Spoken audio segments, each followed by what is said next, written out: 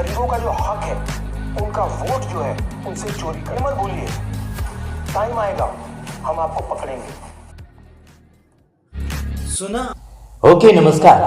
जैसे कि आप देख रहे हैं राष्ट्रीय जयशु मानव सेवा, आज और एक बार आप सभी के सामने आता चला जाता हूं। आज मेरे पास खबर पहुंची है, जैसे कि राजा एक ईमानदार होना चाहिए, बल्कि राजा ईमानदार नहीं है। लोगों ने उस राजा को क्या समझा, बड़ा ईमानदार समझा और अच्छा समझकर उस राजा को जितवाया जरूर। हर साल जिताते गए, कई वर्षों तक जीतते चले गए वो राजा, लेकिन फ्रॉड रीति से वो राजा जीते हैं। हम उस राजा की बात कर रहे हैं जो भारत देश का राजा है, जिसको कहा जाता है क्या बोलना चाहिए, आप लोग सब जानते हैं, है ना। तो क्या बोलना चाहिए, दिल्ली में बैठकर बहुत सी राजधानी चलाने की कोशिश कर रहे हैं। हालांकि उनका नाम आपने सुना भी होगा और जाना भी होगा। तो आइए उनका फोटो मैं आपके सामने दर्शा देता हूं, जिसे लोग कहते हैं नरेंद्र मोदी कहते हैं। तो देखिए उनका फोटो आप देख सकते हैं, जिसे लोग राजा के तौर पर मानते हैं, लेकिन लोगों की जरूरतें कहीं कहीं जगह पूरी नहीं होने के कारण लोग बहुत हताश हैं, बहुत प्रॉब्लम के अंदर है। तो आइए हम अगला वीडियो आपको दिखाते चले जाएंगे, जो कैसे उन्होंने जीता है चुनाव के अंदर, उन्होंने किस रीति से जीत पाई है, वो सब कुछ अभी हमें सुनने के लिए मिलेगा, जो राहुल गांधी आपको सुनाएंगे। आइए हम अगला वीडियो देखेंगे और आप सभी को दिखाने की कोशिश हम करना चाहेंगे। तो आइए हम आगे की ओर बढ़ते हैं उस वीडियो को देखते हुए। तो आइए मैं आपको बताना चाहता हूं, बड़े ध्यान से इस वीडियो को पूरी तौर से आपको देखना होगा। तो ठीक, हाँ, तो देखिए हम शुरू करते हैं, चलिए। नमस्कार, मैं राजनीतिक परिवार में पैदा हुआ। जब मैं छोटा सा था 1980 में प्रियंका और मैं घर में लेई बनाते थे, रात को निकलकर पोस्टर चिपकाते थे। चुनाव समझता हूँ, 20 साल से मैं स्वयं चुनाव लड़ रहा हूँ। पोलिंग कैसे होती है, पोलिंग बूथ कैसे मैनेज किया जाता है, वोटर लिस्ट, फॉर्म 17, ये सब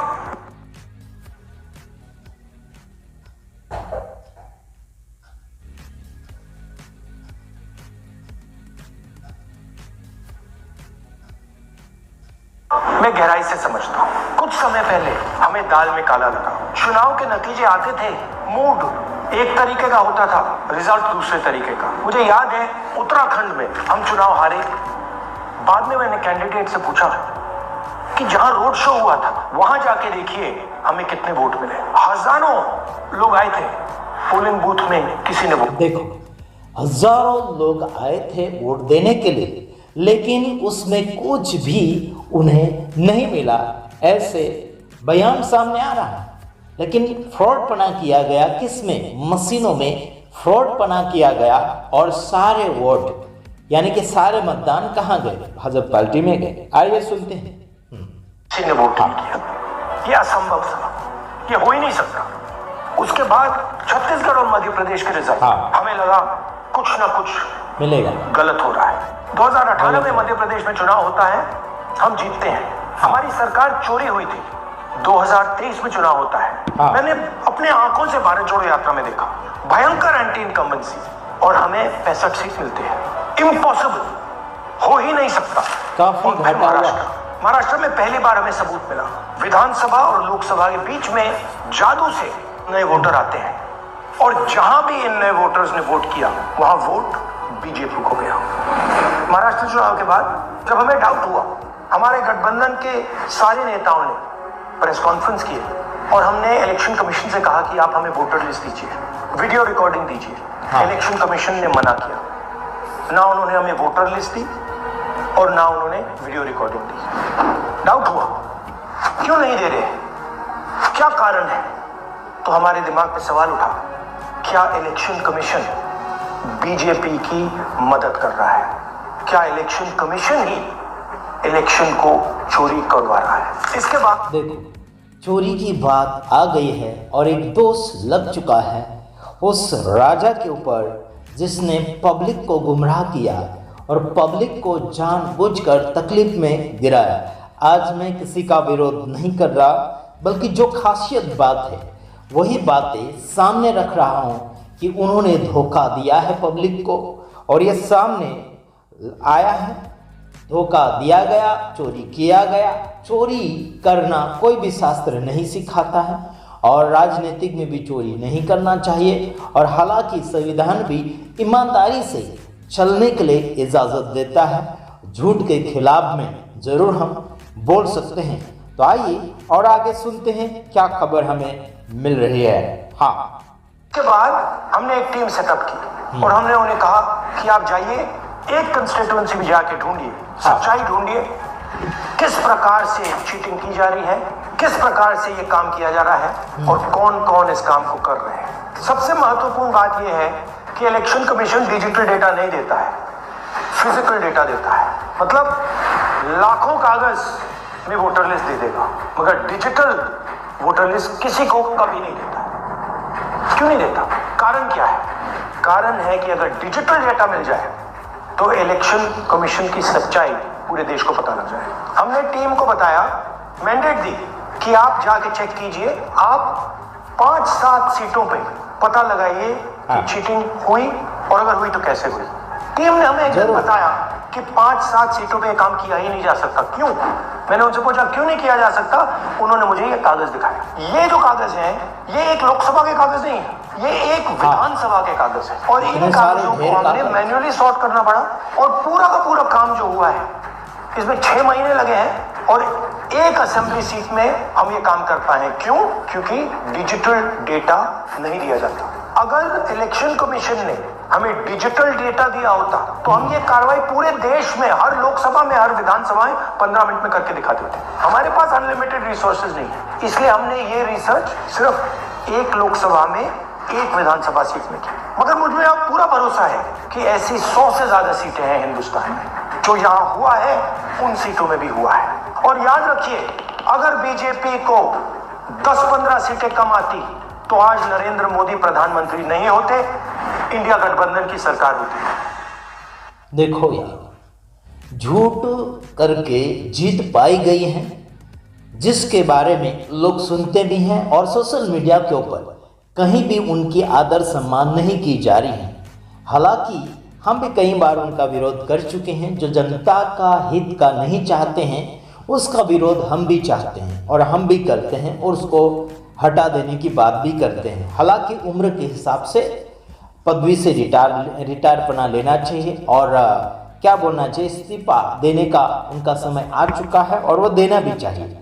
लेकिन अगर कोई भी व्यक्ति राज करता है तो उसका नाम भी होना चाहिए, और उसका तारीफ होना चाहिए कि अच्छा काम किया है, अच्छा करके दिया है अपने राज्य में, या फिर अपने शहरों में, या फिर अपने कुछ प्रिय लोगों के लिए ही करते हैं। वो कोई असली बात नहीं है, हर राज्य के लिए करना चाहिए। राजा जो बना है पूरे देश के लिए बना है, तो उसी प्रकार से हमें आगे की ओर बढ़ना चाहिए, दुख में सुख में साथ देना चाहिए।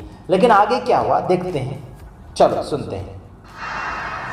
हाँ, जांच ने 5 तरीके की चोरी पकड़ी है। डुप्लीकेट वोटर, जिसका मतलब एक वोटर के नाम वोटर लिस्ट में अनेक जगह आ रहे हैं। हाँ। फेक एड्रेस, मतलब एड्रेस है ही नहीं, या फिर house number 0। Bulk voter in single address. देखो, एड्रेस भी नहीं है, वोटर लोगों का एड्रेस भी नहीं है ना, और घर नंबर भी नहीं है, सब 0-0 आ रहा है। देखो यारो, कितना फ्रॉडपना चला है। आइए देखते हैं आगे। और मतलब एक छोटे से घर में हाँ 40, 50, 60 लोग रह रहे हैं। इनवैलिड फोटोज, हाँ, छोटी सी फोटो है या फिर फोटो ही नहीं है, दिखता ही नहीं और वो है। जो छोटी फोटो है वो दिखती भी नहीं है। कौन है, किसका चेहरा है, नहीं पता लग सकता। हाँ। Misuse of form 6। Form 6 first time voters के लिए होती है, मतलब जिनकी एज 18-20 साल की हो। हाँ। मगर वोटर लिस्ट में 90 साल के लोग फॉर्म 6 का प्रयोग कर रहे हैं। चुनाव में 6,50,000 वोटर थे, उसमें से 1 लाख हाँ। चोरी के थे। अब मैं आपको 5 उदाहरण देता हूं। ये देखिए, गुरकीरत सिंह डाम, इसका नाम 4 अलग अलग बूथों पे आता है। देखो, ये कैसे? 4 कितने हो गए? एक व्यक्ति ने 4 जगह वोट दिया।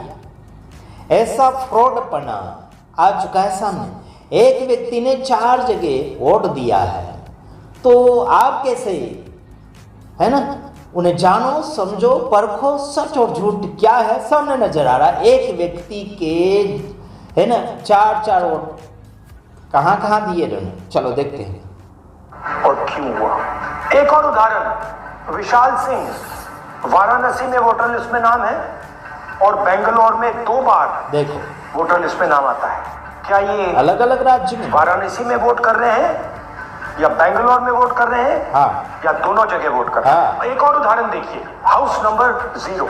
तो आपने कभी सुना है? उनका नंबर ही नहीं है।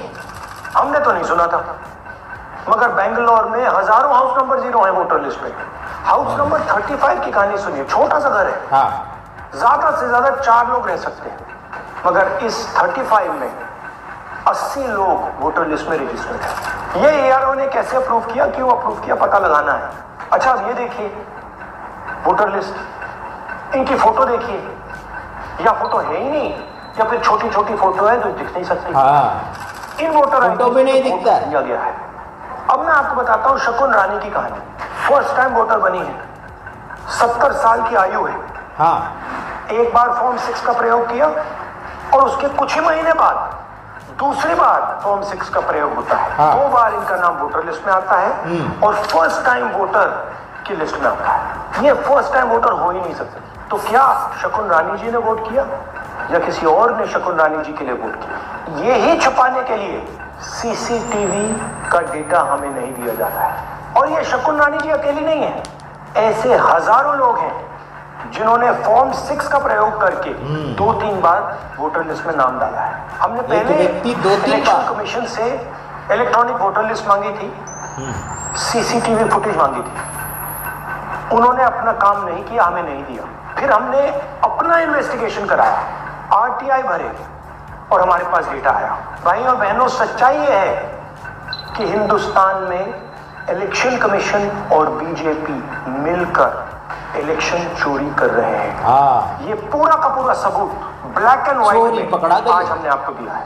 इलेक्शन कमीशन जानता है कि हमने उनकी चोरी पकड़ ली है, इसीलिए एसआईआर आया है। ये एसआईआर जो है इंस्टीट्यूशनलाइज चोरी है। इलेक्शन कमीशन खुलकर बिना डरे बीजेपी के साथ मिलकर चोरी कर रहा है। हाँ, और ये जो एसआईआर है, इसका लक्ष्य गरीबों का जो हक है, उनका वोट जो है, उनसे चोरी करने का है। मैं आपको एक और बात बताना चाहता हूं, इस पूरे इन्वेस्टिगेशन में हमने वोटर एडिशन को देखा है, मगर जितना एडिशन होता है शायद उससे ज्यादा डिलीशन होता है, सब्ट्रैक्शन होता है। तो ये सिर्फ एक मेन तरीका हमने पकड़ा है, हाँ, दूसरे तरीके पे हमने इन्वेस्टिगेशन की ही नहीं है। मैं इलेक्शन कमीशन और इलेक्शन के ऑफिसर्स को साफ कह रहा हूं, आप जो कर रहे हो गलत कर रहे हो, ये ट्रीजन है, देश के खिलाफ है। ये मत भूलिए, टाइम आएगा हम आपको पकड़ेंगे, पकड़ा बचने जाएगा। वाले नहीं। It is critical that we expose voter चोरी।